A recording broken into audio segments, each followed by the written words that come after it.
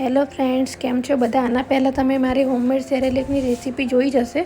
હવે એ પાવડરને કૂક કેવી રીતનું કરું એ તમને હું બતાવીશ. સૌથી પહેલાં આપણે થોડું ગરમ પાણી કરીશું, એમાં ગોળ એડ કરીશું. તમે ખજૂર પણ લઈ શકો છો. મેં મારા બાળકને 8 મહિના સુધી ખજૂર આપી હતી, પછી ગોળ આપવાનું શરૂ કર્યું છે. ઘરે બનાવેલું આ સેરેલેક બનાવવું એકદમ ઇઝી છે અને માત્ર થોડા મિનિટમાં જ તૈયાર થઈ જાય છે અને ટ્રાવેલ માટે પણ ખૂબ જ ઉપયોગી છે. તો આપણે એક કઢાઈમાં 2 ચમચી જેટલું ઘી લઈશું અને થોડુંક ગરમ થવા દઈશું. અને પછી આપણો જે સેરેલેક પાવડર હતો એ 2 ચમચી એડ કરીશું.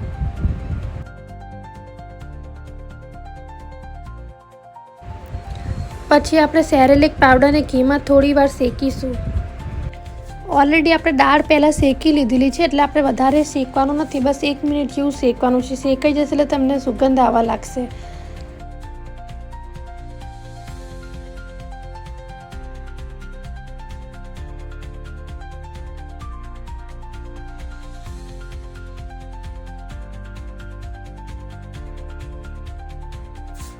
પછી આપણે ગોળવાળું ગરમ પાણી એડ કરીશું અને બરાબર એને મિક્સ કરી લઈશું.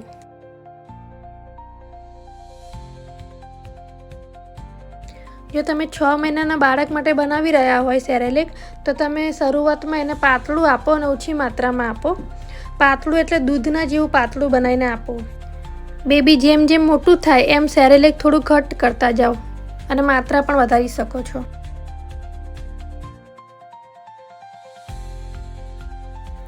આગળ મેં ખજૂરમાં બનાવવાની રીત પણ એડ કરેલી છે, તો તમે આગળ કન્ટિન્યુ જોતા રહેજો. તો આપણું સેરેલેક બનીને રેડી છે. હવે આપણે એને બાઉલમાં કાઢી લઈશું.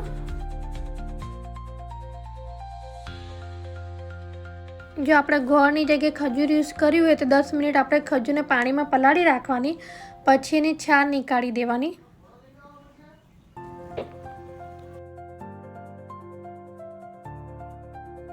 અને સારી રીતે એને મેશ કરી દેવાની.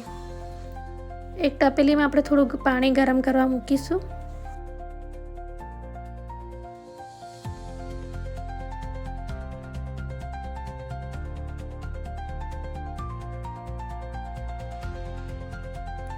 એક કઢાઈમાં 2 ચમચી ઘી આપણે ઉમેરીશું.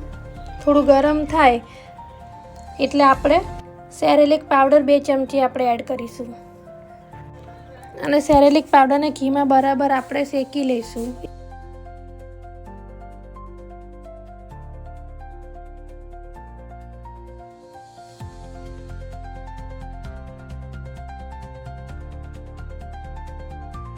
પછી આપણે ગરમ પાણી એડ કરી દઈશું.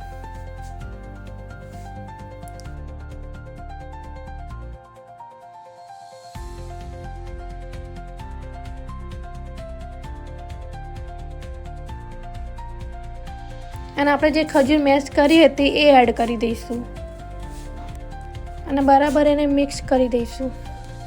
ખજૂરને એડ કરતાં પહેલાં તેને સારી રીતે મેશ કરી લેવી, જેથી તે સરળતાથી ઓગળી જાય. જો તમે નાના બાળકને આ સેરેલેક આપતા હોય ખજૂરવાળું, તો એકવાર એને ગાળણીથી ગાળી લેવું, કારણ કે જ્યારે આપણે ખજૂરને મસળીએ છીએ તો તેમાં નાના નાના રેસા અને ક્યારેક ખજૂરના નાના નાના ટુકડા પણ રહી જાય છે. આ એટલા નાના હોય છે કે કદાચ આપણને સીધું જોવામાં ખબર પણ ના પડે. એટલા માટે જ્યારે પણ તમે તમારા નાના બાળકને ખજૂર મેશ કરીને આપો છો, તો હંમેશા આ રીતે ગાળણીનો ઉપયોગ જરૂરથી કરો. ગાળવાથી આ બધા રેસા અને નાના ટુકડા નીકળી જશે અને તમારા બાળકને ફક્ત સાફ અને પૌષ્ટિક સેરેલેક મળશે. અને આપણે ખજૂરથી બનેલું સેરેલેક પણ રેડી છે. જો તમારું બેબી નાનું હોય તો તમે આવું પાતળું સેરેલેક આપી શકો છો. જો તમને આ મારો વિડીયો ગમ્યો હોય તો પ્લીઝ લાઇક, શેર અને સબસ્ક્રાઈબ કરજો.